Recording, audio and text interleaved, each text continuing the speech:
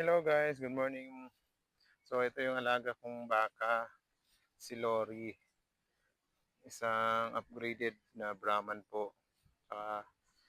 Buntis na po siya, 2 buwan na po. Mahigit. Ah, Ito yung pinagkakaabalahan ko ngayon. Yung bisyo natin na pagbabarkada, pag-iinom. So laylo na po tayo doon. Kasi po wala po may tutulong na maganda yung pagbabarkada ho. Lalo-lalo na yung mga barkada mo ay mas sobrang maimpluwensya po. Ilaan ko na lang sa pag-aalaga ng baka at ito na siya ngayon, malaki na. Buntis na po siya. Manganganak siya ng July, ngayong taon po, July po.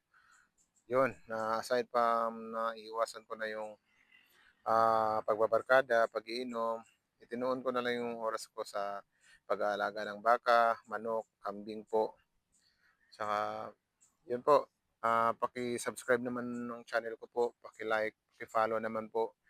Kasi gusto ko pong ah, mapagtagumpayan yung pag-aalaga ko ng baka po. So, iwas bisyo na rin po tayo, saka iwas pag-iinom na rin po.